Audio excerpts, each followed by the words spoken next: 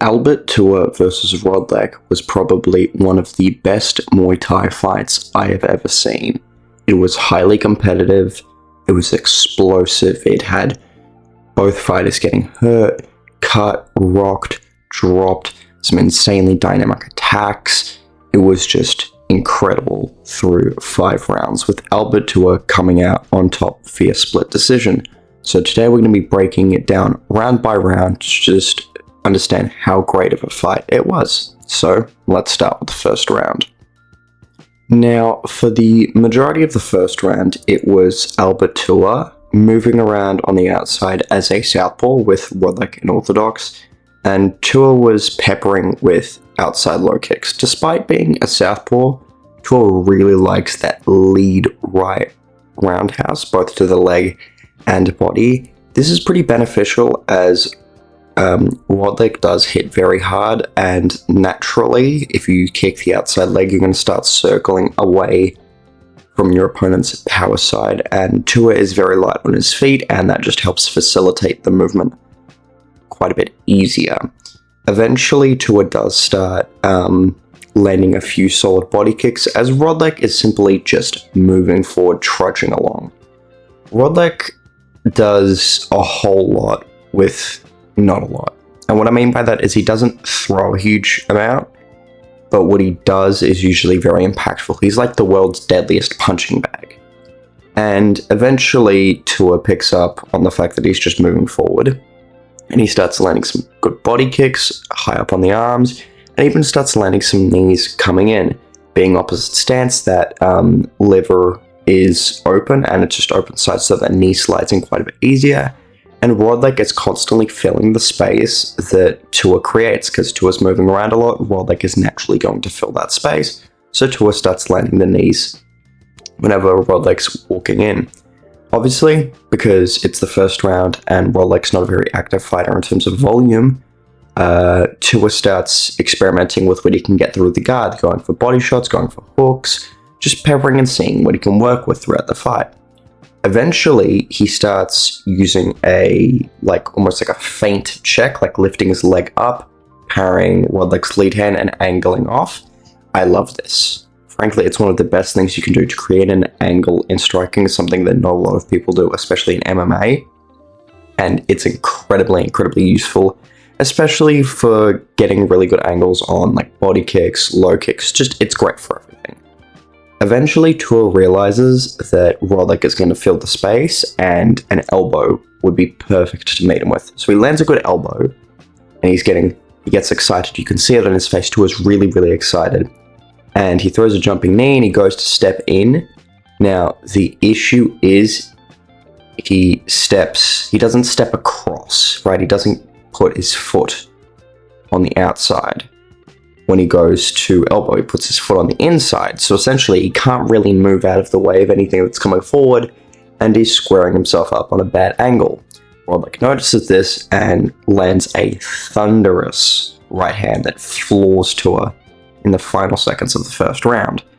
Luckily, Tua does make the count, but it is a clear 10-8 for rodlek after that. Round 2 was definitely a much more tactical approach. Rodlek had success at the end of the round, so he knows he can hit Tua, and Tua understands that he needs to mind his P's and Q's now. Obviously, he understands what he got caught as his coaches relayed that to him, and he continues working that outside low kick and circling away. However, he makes the adjustments to his elbows and begins to start trying to land those more consistently. He begins doing that and have some success. However, he still does square himself up in terms of your body. You essentially becomes side-on with your opponent. Rodlek realizes this, grabs a hold of Tua, and begins to land a few good knees, scoring good points and doing significant damage. Tua, however, remains consistent with his plan to attack rodlek with elbows and just continues to work the game plan, continuing to circle out the right low kick and continuing to hammer in with those step-in elbows. He even starts landing his own knees to quite a lot of success, as rodlek is always going to be there, right? The difference is Tua separates and forces rodlek to almost chase him, while rodlek is always going to be in the space where Tua can hit him. At the end of the round, both men start trading punches, and Tua lands a flying knee and times a very good spinning elbow as Rodlek is coming off of the fence. Definitely a more tactical and more even round as both fighters were landing good strikes. However, the consistentness of Tua's knees and elbows leads me to believe that he won the second round.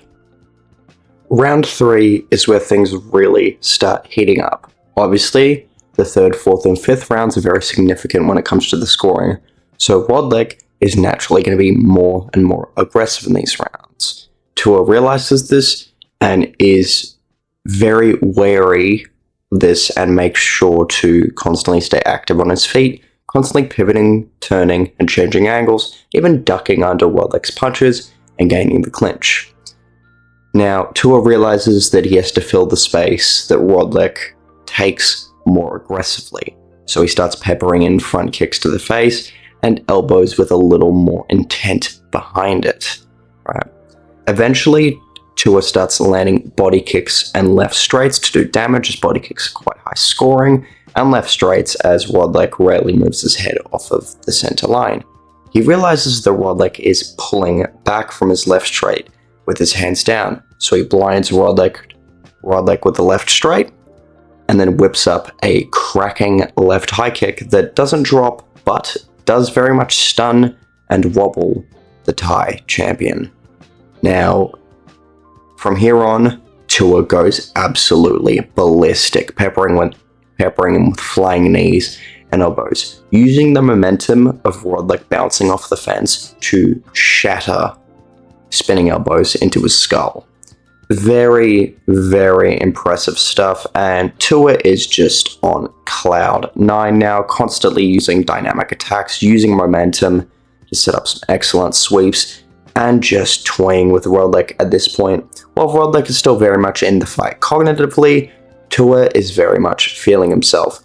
And the, skills that Tua showed in this round, along with the fact that he did rock Rodlek, makes this a very clear Albert Tua round, and a very exciting one at that. In round 4, the excitement just continues on, with Tua keeping momentum. Now, Rodlek being rocked in the previous round, and round 4 typically being the most important scoring round, gets significantly more aggressive, not just with his footwork, but also with his attacks. Tua, again, starts going back to that step and elbow, lifting his right leg, carrying Rodlek's lead hand down, and landing the elbow as he comes in. Now, Rodlek does begin to start trying to clinch and having quite a bit of success with his own knees and even body kicks. However, he does get cut open, and because he's naturally being more aggressive and because he's cut, he feels the need to push the pace more so that he could possibly get a knockout win. And while it is good that he's being the aggressor in a time where he does need to score more, the issue is he's going to walk into Tua's strikes even more, and Tua knows this. He begins landing concussive elbows, really good spinning elbows as well, and even starts peppering in front kicks to the face, flying knees, and doing lots and lots of damage. And while they might be equal in how much pain they're feeling, the fact that Tua is walking Rodlek into elbows and cutting him open is giving a very, very good visual for the judges.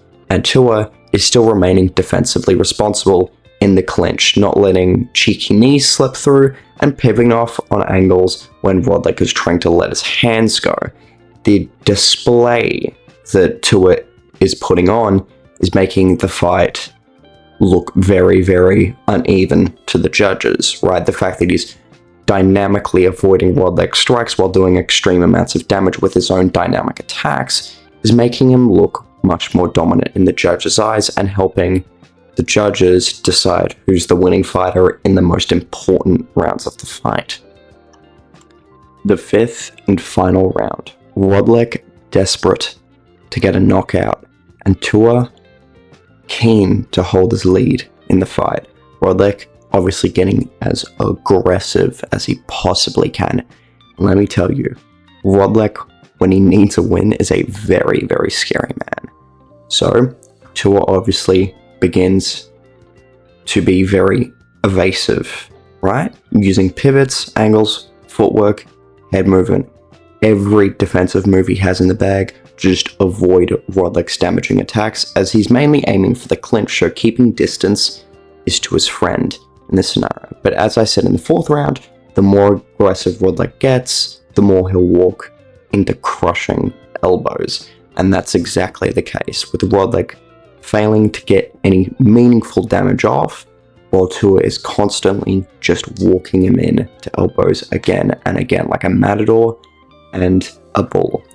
Rodlek calls on for a fight at the very end, and Tua gets on the front foot to engage one last time before coming home with the win in an incredibly impressive, exciting display.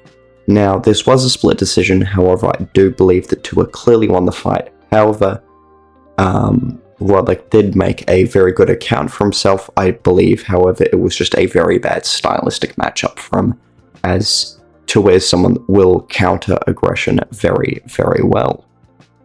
Albert Tua is an incredibly talented and exciting young fighter. At just around 23 years old, he has quite a bit of experience in Muay Thai with a very respectable record, with around 20 or so wins and 2 losses, against very high-level competition as well, holding wins over Pet Shimon and Rodlek, which are really, really good wins against solid veterans. And he has an incredibly exciting style to go along with it.